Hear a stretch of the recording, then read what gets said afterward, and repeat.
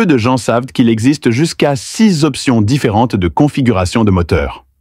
Le moteur en ligne, par exemple, est très courant dans les voitures familiales. Tous les cylindres y sont alignés sur une seule rangée.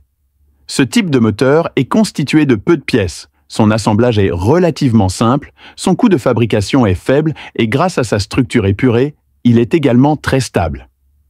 Son principal inconvénient est que le nombre de cylindres ne peut pas être trop élevé, sinon le moteur devient trop long et ne rentre plus dans le compartiment moteur. La plupart des voitures familiales sont équipées de moteurs 4 cylindres en ligne. L'un des plus anciens types de moteurs est le 6 cylindres en ligne, que l'on retrouve chez BMW et Mercedes-Benz. Toutefois, comme la cylindrée d'un seul cylindre reste limitée, la manière la plus simple d'augmenter la puissance d'un moteur est d'augmenter le nombre de cylindres. C'est ce qui a conduit au développement du moteur en V, où les cylindres sont répartis en 2 groupes formant un angle. Cette configuration permet de raccourcir la longueur du moteur, le rendant plus adapté aux compartiments moteurs modernes. Lorsque l'on parle d'une voiture de sport équipée d'un V8 ou d'un V12, cela signifie qu'elle dispose de 8 ou 12 cylindres, respectivement. Il existe également d'autres configurations moins courantes, comme le moteur V2 de Volkswagen et le moteur en W. Le moteur V2 ressemble à un moteur en V, mais avec un angle plus réduit, souvent autour de 15 degrés. Le moteur en W, quant à lui, combine 2 moteurs en V, créant une structure plus compacte, utilisée dans quelques modèles haut de gamme, notamment la Bugatti Veyron. Un autre type intéressant est le moteur rotatif de Mazda. Théoriquement, il offre une efficacité de fabrication 6 fois supérieure à celle des moteurs classiques, ce qui se traduit par une vitesse élevée et une taille réduite. Cependant, il présente des inconvénients. Une consommation importante de carburant et une lubrification difficile des cylindres, entraînant une usure rapide. Enfin, on trouve les moteurs à cylindres opposés horizontalement, comme le moteur de type H aperçu sur le modèle U7.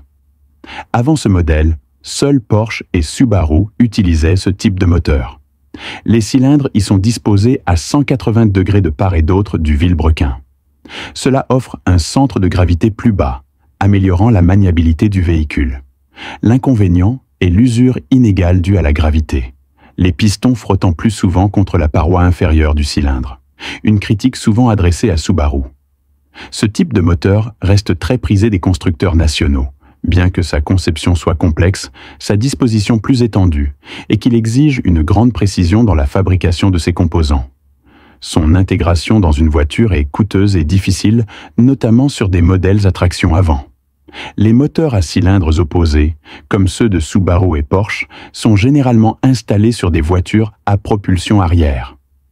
En résumé, le moteur à plat utilisé dans le BYD U7 est davantage une vitrine technologique qu'un modèle destiné à la commercialisation.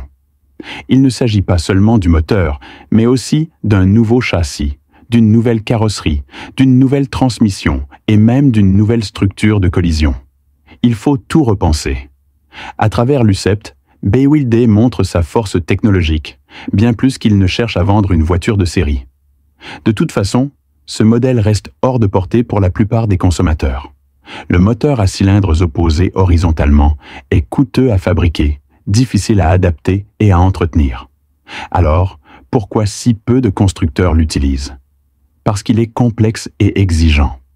Mais le simple fait que BYD l'ait intégré dans le U7 prouve qu'ils ont les capacités techniques pour le concevoir, le développer et le produire. C'est tout pour cette vidéo. Restez connectés à la chaîne pour plus d'infos sur l'automobile. À bientôt!